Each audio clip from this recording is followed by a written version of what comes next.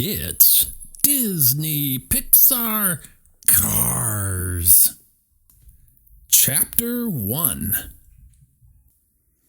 Excitement pulsed through a packed stadium where thousands of revved up fans gathered to watch the Dinaco 400, the biggest race of the year. They honked their horns and waved their flags in support of their favorite racers. The winner would receive the Piston Cup trophy and be crowned champion for the entire season. While more fans cheered outside, Lightning McQueen, the rookie, was parked in the back of his posh trailer, trying to prepare himself for the race. It had been a huge year for McQueen. He had exploded onto the racing scene like a stick of dynamite, and he already had an impressive list of wins and top finishes. He knew that he had a good shot at winning the Dinaco 400, and if he did, he would be the first rookie in history to do it. McQueen felt his RPM increase at the thought. Focus, he concentrated hard. Speed, I am speed. I eat losers for breakfast. I am lightning. He had two things on his mind: winning and all the perks that came with it, including the Dinaco sponsorship. The sponsorship meant that Dinaco would pay McQueen a lot of money to compete in races. "Hey, Lightning!" called Mac. He was McQueen's loyal trailer driver. "You ready?" McQueen could feel the roar of the crowds in the stands as his tires buzzed. "Oh, yeah!" The sleek red racing car revved his engine. "Lightning's ready." Cameras flashed across the stands like fireworks as McQueen rolled off the back of his trailer. He made sure he gave them a good look at his lucky lightning bolt sticker and the number 95 on his side. "Ka-chow!" he called out as his grill flashed across the stadium's giant video screen. McQueen made his way to the track. His competitors were waiting. There were more than 40 other cars in the race, but Lightning McQueen knew he had to worry about only two of them. Strip Weathers, also known as the King, had won more Piston Cups than any other car in history. He had also been Dinaco's golden boy for years, getting all those big paychecks. This would be his last race before retiring. McQueen was sure that the King wanted to go out on top, and he still had the speed to do it. And then there was Chick Hicks. He was famous for battling through the line, bashing any car who stood in his way. He'd never managed to beat the King, though. He was more determined than ever to win and begin a new era, the Chick era. "Bob, my oil pressure's through the roof right now," cried Daryl Cartrip, one of the race announcers. Poor Daryl was in danger of overheating as the green flag dropped. The three rivals lurched into high gear, launching the greatest race of the decade as they roared across the starting line. "Right you are, Daryl," Bob Cutlass agreed as he watched the action from the announcer's booth. "The winner of this race will win the season title and the Piston Cup." "The legend, the runner-up, and the rookie," Daryl said. "3 cars, 1 champion." Lightning McQueen pushed up the speed as the King's sleek tail fin flashed around the track, with Chick right behind it.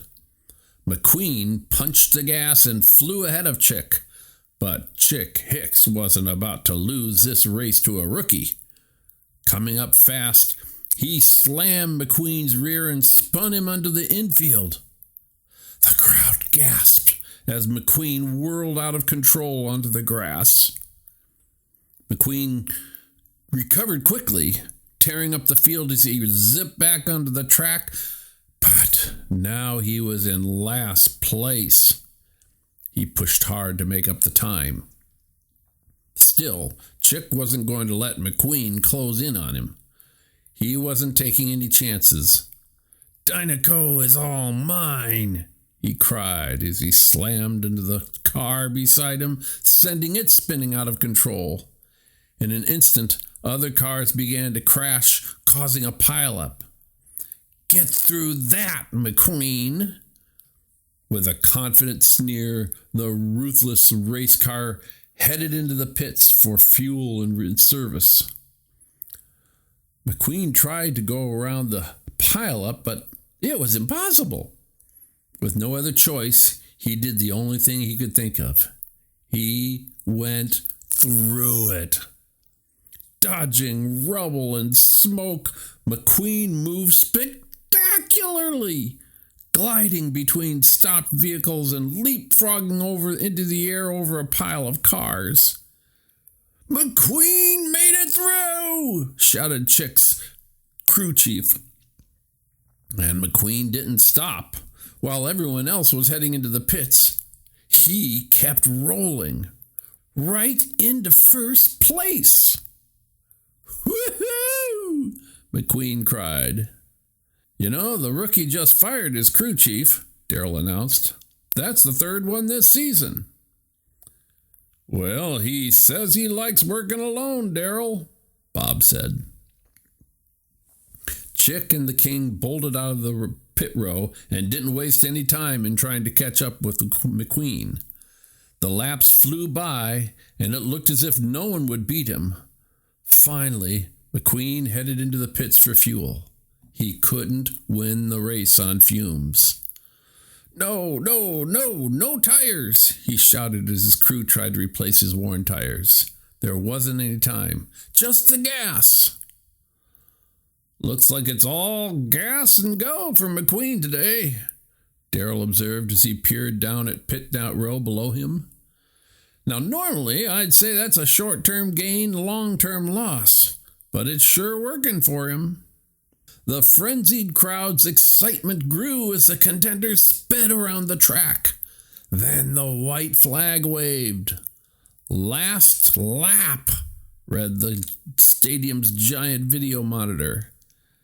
"Checkered flag," McQueen said to himself. "Here I come." Kablam! "Oh no!" Daryl cried as he watched the rookie lose speed. "McQueen has blown a tire!" Chick and the King pounded ahead, making up time with every second. But McQueen didn't give up. He plunged forwards. Kablam! He lost another tire. "Come on!" Determined to win, McQueen struggled on, limping on his rear wheel rims.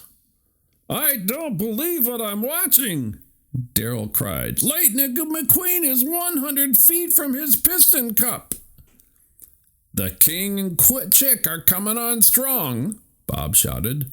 "McQueen's nearly there, but Chick and the King are almost caught up." McQueen dragged himself forward. He was inches away from crossing the finish line and making history. He could hear Chick and the King coming up from behind him. In a last-ditch effort, McQueen took a giant leap and slid forward. He even stuck out his tongue to gain an extra inch. "It's too close to call," Bob announced as he gasped at the photo finish. "The most spectacular, amazing, incomprehensible, unequivocally unbelievable ending in the history of the world.